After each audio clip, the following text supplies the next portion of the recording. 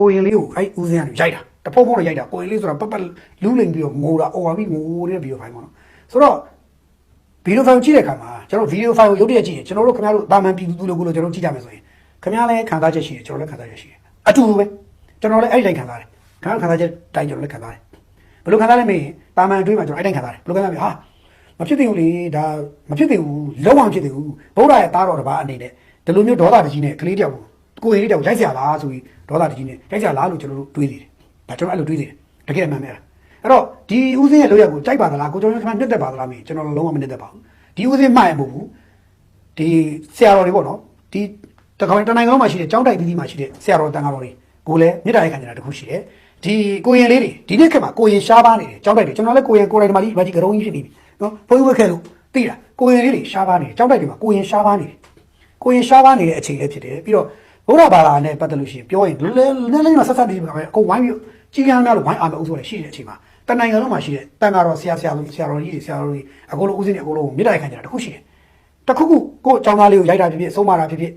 တခုလုံးတိုင်းမှာဒေါသရှိထားရမယ်အစားမြစ်တာရှိထားကြမြစ်တာရိုက်ခံပါတယ်ဘာလို့ဆိုတော့အပြင်မှာကျွန်တော်တို့ကိုနားမဆန့်အောင်ပြောနေတာတွေကကျွန်တော်စိတ်ထဲမကောင်းဖြစ်ရတယ်အခုဒီကိစ္စကြီးကကျွန်တော်တို့စိတ်မကောင်းဖြစ်ရတယ်အဲ့တော့ဒီဖြစ်စဉ်ကြီးကိုကျွန်တော်စုံစမ်းတယ်စုံစမ်းတယ်ပေါ့နော်အဲ့တော့ဒီဖြစ်စဉ်ကနေတန်ဃာထုတစ်ခုလုံးကသင်္ကန်းသာယူကြဖို့လိုတယ်ကျွန်တော်တို့ဘာသာသာသနာတော်အတွက်သင်္ကန်းသာယူကြဖို့လိုတယ်ဒေါသနဲ့ဒီလိုလုံးတင်ကြလားဆိုတဲ့သင်္ကန်းသာယူဖို့လိုတယ်နော်ဒါတော့တစ်ချက်ပေါ့နောက်တော့ဒီဖြစ်စဉ်ကိုကျွန်တော်စုံစမ်းတဲ့အခါဘာသာတွေ့ရလဲဆိုတော့ဒီဖြစ်စဉ်က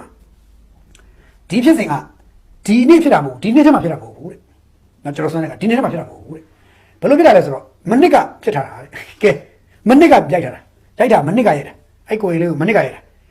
က်ထားတာတဲ့ရိုက်ထားပြီးတော့အဲ့မှာဗီဒီယိုရိုက်ပြီးတင်တဲ့သူကအာဂန်တုလို့ခေါ်မလားအဲ့ဒီမှာခဏလာနာခိုတဲ့တရက်လာနာခိုတဲ့အာဂန်တုလို့ခေါ်မလားကျွန်တော်အဲ့လိုခေါ်တယ်နော်ကျွန်တော်မှားပါဆိုလို့နော်မှားရင်တောင်းမှပါတယ်အာဂန်တုအရဟံပေါ့နော်ခက်တာလာခိုတဲ့ရဟံဒါနဲ့တက်ခိုတဲ့ရဟံဦးစင်းတစ်ပါးရိုက်ထားတာသိရတယ်အဲ့ဦးစင်းနဲ့အဲ့ဒီကိုရင်လေးတွေကငကိုတွေကပြောရရင်တော့တားဖလိုပဲနေထိုင်ကြတယ်အဲ့တော့ဗီဒီယိုဖိုင်အဆုံးလေးမှာအဲ့ဒါဟုတ်လားမဟုတ်လားမှန်းကြည့်တဲ့အခါဗီဒီယိုဖိုင်လေးအဆုံးလေးမှာအဲ့ကိုရင်လေးကိုကိုယ်တိုင်ဖတ်တယ်ဖတ်ပြီးတော့သင်္ကန်းလေးပြန်ယူပေးနေတာတော့တွေ့ရတယ်ဒါတစ်ချက်ပေါ့โอเคတားဖလိုပဲဖြစ်တာပါလို့သိရတယ်ပြီးတော့မနစ်ကရိုက်ခဲ့တာဖြစ်တယ်ပြီးတော့အဲ့ဒီเจ้าမှာကိုရင်လေးတွေရှိတယ်လာပြီးတော့ဒီစာချကိုရင်လေးတွေလာရှိကြတယ်ရှိတဲ့အခါမှာသူကဒီလိုပဲဆုံးမတာရှိတယ်ဒါပေမဲ့ဒီတစ်ခေါက်မှာတော်တော်လေးစိတ်ဆိုးသွားတဲ့အခါဦးစင်းကထရိုက်ထည့်တာပေါ့နော်တော်တော်ဟိုစိတ်ဆိုးထားရလိုက်တဲ့တစ်ချက်ဖြစ်သွားတယ်တဲ့ပြီးတော့အဲ့ဦးစင်းကအဲ့ဒီเจ้าမှာဟိုဒီစာပေပရိယတ်ဒီမှာတော်တဲ့ဦးစင်းတပါပါတဲ့ဒါပေမဲ့အဲ့เจ้าမှာသူเจ้าထိုင်နေတယ်เจ้าထိုင်ပြီးတော့သူစာချလုပ်ပြီးတယ်အဲ့မှာလည်းရှာချပါသိအများကြီးမရှိဘူးနော်မရှိဘူးပြီးတော့အဲ့ဒီဖြစ်နေတဲ့အချိန်မှာအဲ့ဒီဦးစင်းကိုဖမ်းတယ်ပါညာပြောကြတာရှိတယ်ဖမ်းကြမလို့အဲ့ဦးစင်းရှိကိုတက်ဆိုင်ရာတာဝန်ရှိသူတွေရောက်သွားတဲ့အချိန်မှာဦးစင်းကရှားတန်ကားလို့ဆရာတော်ထိုင်ဆောက်နေတယ်စောင့်ပြီးတော့ကဲတခါကြီးတို့တက်တော်သူလို့စီစဉ်ဗီဒီယိုဖိုင်ကတော့ပြန်သွားပြီဒါဖြစ်စဉ်ကမနစ်ကဖြစ်တာဆိုပြီးအဲ့ရိုက်ခံတဲ့ကိုရင်လေးကိုခေါ်ပြီးတော့ပြတော့ကိုရင်လေးပဲလက်ရှိချိန်မှာကိုရင်လေးမှာဒဏ်ရာလက်ချက်တော့မရှိပါဘူးပြောနေတာအခုဟုတ်ဗီဒီယိုမဟုတ်ဘူးရခိုင်ကဗီဒီယိုမလို့ဒီဦးစင်းပန်တယ်လို့ပြောတာမဟုတ်ဘူးနော်ဖြစ်စဉ်ရဲ့နောက်ဆုံးရောက်ပြောတာဆိုတော့ဒီကရခိုင်ကဗီဒီယိုဖြစ်တယ်အဲ့တော့ဒီကိုရင်လေးမှာဒဏ်ရာလက်ချက်တော့အခုကာလာမှာမရှိဘူးဒီနေ့ကာလာမှာမရှိပါဘူးအဲ့တော့ရခိုင်ကဗီဒီယိုဖြစ်တယ်သို့တော့ရခိုင်ကဗီဒီယိုဖြစ်ယခုဗီဒီယိုဖြစ်ရိုက်ခဲ့မိတဲ့ဖြစ်စဉ်ဖြစ်တဲ့အတွက်သာသနာတော်ကမသိတော့ဘူးဒီထေကြီးဝါကြီးဆရာတော်တွေကဒါမသိတော့ဘူးဟိုအာနာပိုင်ဖွဲ့စည်းကြည့်တာမသိတော့ဘူးပြည်သူလူကလည်းမသိတော့ဘူးလို့ပြောလိုက်တဲ့ခါမှာโอเคကောင်းပြီတခါကြီးသိတော့ဆိုလုပ်ပါဆိုတော့ဘာလုပ်လဲဆိုတော့အဲ့ဒီဦးစင်းလူဝဲလဲတယ်ခံဝင်ပထမခံဝင်ထိုးထားတယ်ပြီးတော့အခုလူဝဲလဲလိုက်တယ်လူဝဲလဲပြီးတော့ဒါတာညိုးနဲ့အရေးယူခြင်း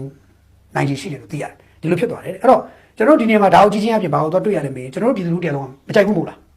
းဒီဖြစ်တဲ့မှာကိုရင်လေးကိုရိုက်တဲ့ဦးစင်းလောက်ရက်ကိုကျွန်တော်မကြိုက်ကြဘူးဆိုရင်โอเคခင်ဗျားကျွန်တော်အိမ်ဒီမှာအားလုံးပဲကိုသားသမီးကိုဆုံးပါတာအများပြောဆုံးပါလို့ရပါတယ်ဒါပေမဲ့ရိုက်တင်တာရဲ့ဒီလိုလည်းပူကြော်ရတာရဲ့ကျွန်တော်တို့ကလည်းစင်ကြည့်ကြရမယ်ဆိုတော့သင်္ကန်းသာယူကြဖို့တိတ်ချက်ကပြီးတော့ဒီလိုရိုက်မိတဲ့ဦးစင်းကဒေါသနဲ့လုံးမိတဲ့ဦးစင်းကိုယ်တိုင်လေသူ့ရဲ့ဒေါသရဲ့လောက်ရကြောင်သူကိုယ်တိုင်ကျွန်တော်တို့ဗုဒ္ဓဘာသာမှာကန်အကျိုးပေါ့နော်ချက်ချင်းသူကဒီလောက်ရရဲ့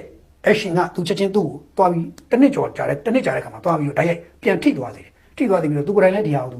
ပြန်ပြီးတော့ခံလိုက်ရတယ်တိုင်းပြည်လုံးမှာရှိတဲ့ဒါအောင်မြင်ရတဲ့ဗီဒီယိုမြင်ရတဲ့လူတိုင်းလူတို့ကဒီဦးစင်းကိုဝိုင်းဝန်းပြီးတော့အမှန်ပါပြောကြတယ်ဖြစ်လာတယ်ဖြစ်တော့ပြောရလူတွေကသူ့ရဲ့ဝစီကံပေါ့ဗျာကျွန်တော်တော့မပြောရင်ကျွန်တော်မပြောပါဘူးဒါတော့သူကိစ္စသို့တော့ဒီလိုလို့ရတယ်မချိုက်ဘူးဒီဦးစင်းကိုအမှန်ပါပြောတာကျွန်တော်ပြောတဲ့ကြောင်မရှိဘူးသို့တော့ဒီလိုရကိုမချိုက်ဘူးလက်မခံဒါမဖြစ်သေးဘူးโอเคအဲ့တော့ဒီဦးစင်းလည်းတိုင်းပြည်လုံးကဝိုင်းပြောတာကိုသူခံလိုက်ရတယ်အပြင်သူလူပါထွက်ပေးလိုက်ရတယ်အဲ့ဦးစင်းကအသက်က42နှစ်ရှိပြီဝါတော်က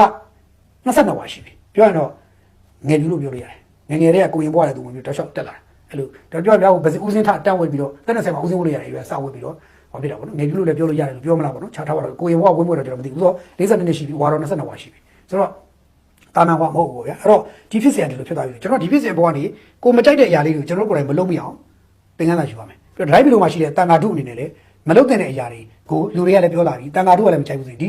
ဘယ်သူလူမကြိုက်နတ်မကြိုက်တန်ခါတုမကြိုက်တဲ့ကိစ္စအဲ့ဒီပုံကိုယ်တွေကိုယ်တိုင်လည်းမလုပ်ကြဘူးလို့ပြီးကျွန်တော်ကလေးတကယ်ဆုံးမတဲ့အခါမှာဆုံးမတဲ့နည်းရရှိတယ်ကျွန်တော်တို့အဲ့ဒါကိုသေချာကြိုက်လို့ရဖို့လိုပြီပြီးရင်ဗီဒီယိုရိုက်ပြီးတော့တင်လိုက်တဲ့ဦးစင်းကလည်းဒါဗီဒီယိုရိုက်ပြီးသူဘာယူချင်းနဲ့တင်လို့တော့ကျွန်တော်မသိဘူးတနစ်ကြာကောက်တင်တော့တနစ်ကြာမှဒီဗီဒီယိုပြန်လာပြီးတော့ပေါ်လို့ရသွားပြီးတော့အခုတော့ဒီတန်ကိုခံလိုက်ရတဲ့ပြဿနာဖြစ်တာအဲ့တော့ဒီဖြစ်စဉ်တွေအကုန်လုံးဟာသင်ခန်းစာယူစရာတွေကြီးပါပဲအဲ့တော့သက်ဆိုင်အာဏာပိုင်ပေါ်သေးတွေကြတော့လေဒီလောက်အိုးအောင်နေဖြစ်လာတဲ့အခါကျတော့တာဝန်ကအရာရေးယူရတဲ့ကိစ္စလေးတာသနာတော်တာဝန်ရှိသူတွေနဲ့တိုင်ပင်ပြီးတော့တာသနာရဲ့တာဝန်ရှိသူတွေတိုင်ပင်ပြီးတော့ဒီယူဝါကြီးတွေတိုင်ပင်ပြီးတော့ရေးယူရတဲ့ဖြစ်စဉ်တွေဖြစ်သွားတယ်ဒါကကျွန်တော်အားလုံးသင်ခန်းစာယူလို့ဖြစ်စဉ်ပါဒီဦးစင်းလည်းသူ့ရဲ့ဒီ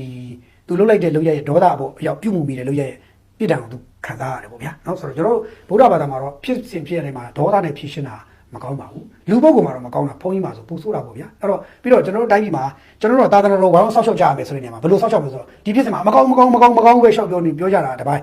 ကျွန်တော်တို့ခင်ဗျားတို့အားလုံးသာသနာကိုဘယ်လောက်ဗုဒ္ဓဘာသာဝင်ကိုပြောတာပါကျွန်တော်တို့သာသနာတော်ကျွန်တော်တို့ဘယ်လောက်ဆောက်ရှောက်တယ်လဲဘယ်လောက်ကာကွယ်လဲကျွန်တော်တို့ဘယ်လောက်ဒီပံ့ပိုးကြတယ်လဲဆိုတော့ကျွန်တော်တို့ကိုယ့်ကိုပြန်ပြီးထုတ်ကြဖို့လိုပြီဘုန်းကြီးเจ้าနေမှာကိုယ်ရင်းလေးတွေမရှိတော့